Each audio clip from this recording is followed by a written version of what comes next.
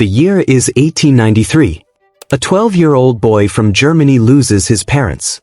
He inherits a little money from them, which is later stolen while he is traveling. Despite losing everything, he retained one thing: his unstoppable passion for watches. And this passion helped him build the world's greatest watch company. This is the story of Rolex watches.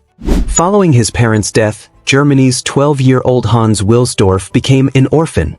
Darkness clouded his future. His relatives sold his parents' business and sent Hans to a boarding school.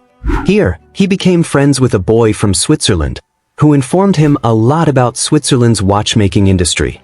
Soon, Hans realized that his call lay in this industry. That's why, in 1900, at the age of 19, he left Germany and shifted to Switzerland. There, he found a job at a watchmaking company called Kuhne Korten.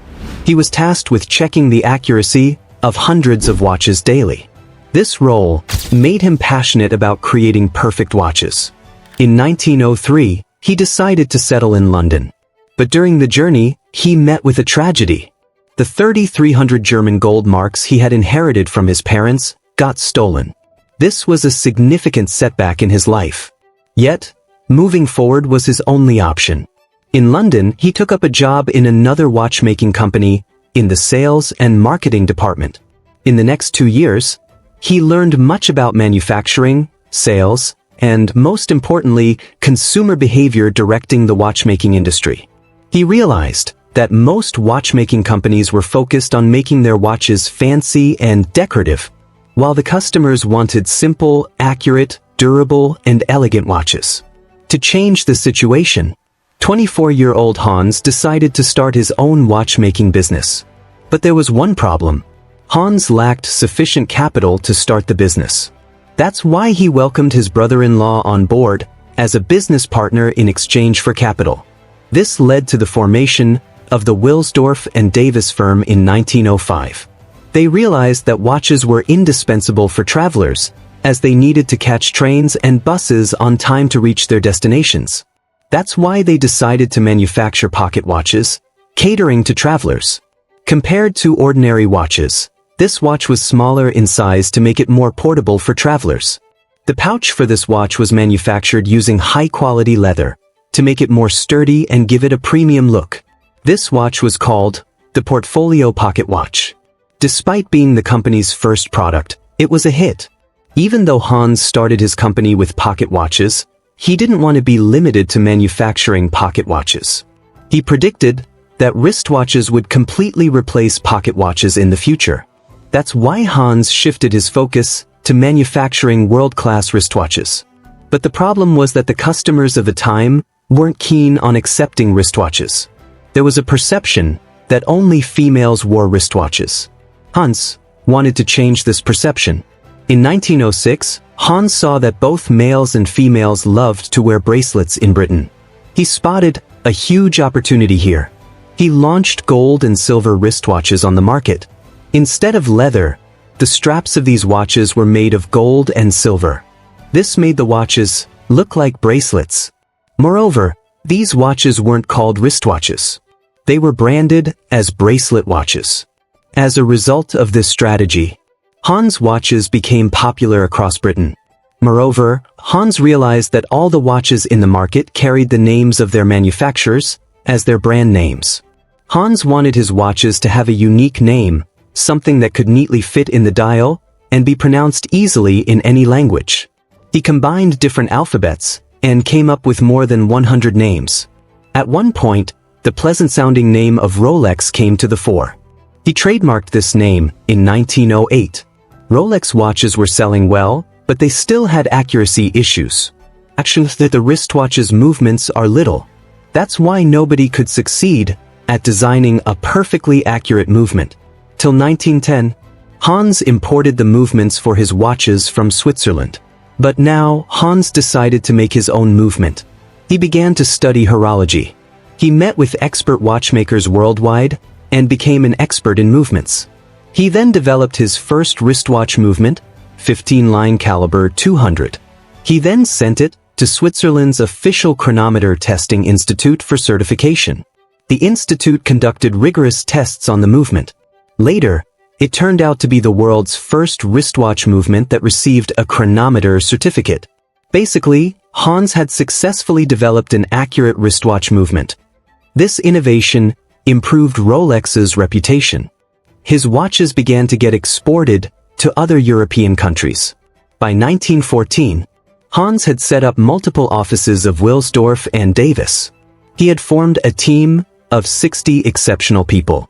His business was growing rapidly, but a major event put a brake on his growth story: World War I. To make up for the cost of war, the British government imposed a 33% export duty on watches. Compared to foreign competitors, Rolex's price went up by 33% overnight, and its sales crashed. To survive the crisis, Hans had to shift his company to Switzerland. Till now, Rolex was just the brand name of Hans watches.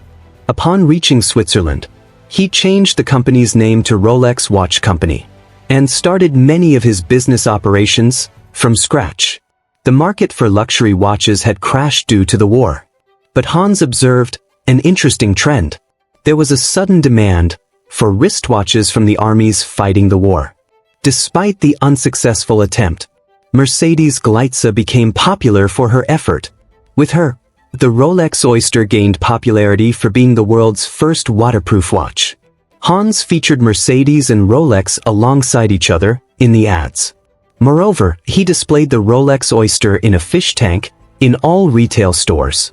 This unique marketing strategy made Rolex Oyster's waterproofing features famous. Rolex's success reached new heights, but Hans Wilsdorf wasn't satisfied. Watches of the time were entirely mechanical, powered by a mainspring that needed winding every 2 days, much like a wind-up toy. If the crown wasn't properly closed, water could seep in, especially in the Rolex Oyster. Hans wanted to create a fully automatic watch. After years of experimentation, he invented the perpetual rotor, a semicircular rotor inside the watch that rotated with the wearer's hand. Through gears, it wound the mainspring automatically.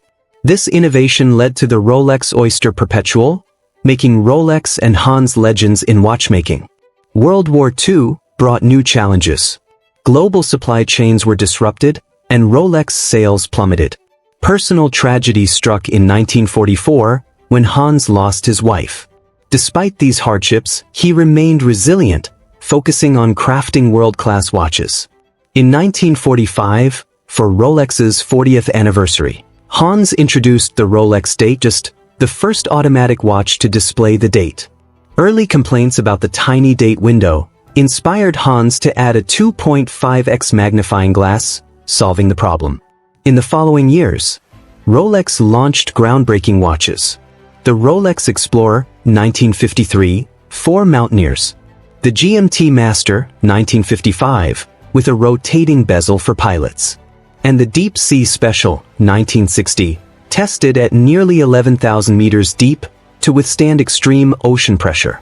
Each innovation demonstrated Hans's commitment to precision, durability, and usability, cementing Rolex as a symbol of excellence and ingenuity in watchmaking history.